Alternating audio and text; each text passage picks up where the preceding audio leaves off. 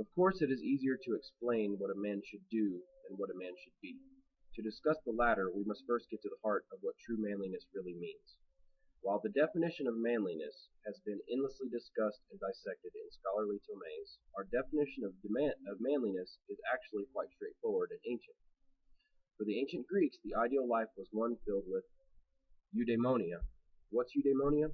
Translators and philosophers have given different definitions for it, but the best way to describe eudaimonia is the attainment of flourishing, though as Aristotle put it, doing and living well. Greek philosophers believed that eudaimonia was achieved through the practice of arete, translated as virtue. Arete is better understood as excellence, and was sometimes used interchangeably with andreia, or manliness. The man of arete maximized his full potential in body, mind, and soul. Despite setbacks and challenges, he effectively used his abilities to fulfill his life's purpose and achieve a real lasting legacy. Thus, for the ancient Greeks, manliness meant being the best man you could be. The Latin word for manliness, or masculine strength, was viritus. This is where the English word virtue comes from. The Roman idea of viritus at first centered on valor, courage, and later came to encompass other qualities such as fortitude, industry, and dutifulness. So for the ancient Romans, manliness meant living a life of virtue.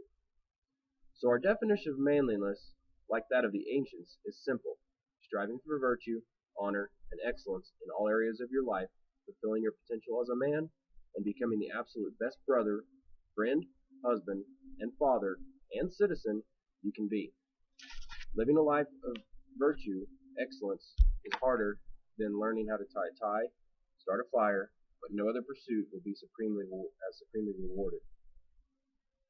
At this point, some of you may be thinking, wait, shouldn't women be striving to live virtuous as well? Absolutely. There are two ways to define manhood.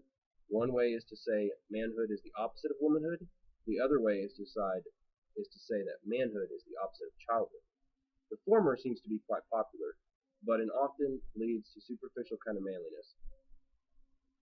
Men who subscribe to this philosophy end up cultivating a manliness concerned with outward characteristics. They worry about whether X, Y, or Z is manly, and whether the things they enjoy or do are effeminate, because many women also enjoy them. We advocate the latter philosophy, manhood, as it is the opposite of childhood, and concerns other inner values. A child is self-centered, fearful, and dependent. A man is bold, courageous, respectful, independent, and of service to others. Thus, a boy becomes a man when he matures and leaves the childish things behind. Likewise, a girl becomes a woman when she matures into real adulthood. Both genders are capable of and should strive for a virtuous human excellence. When a woman lives the virtues, that is womanliness. When a man lives the virtues, that is manliness.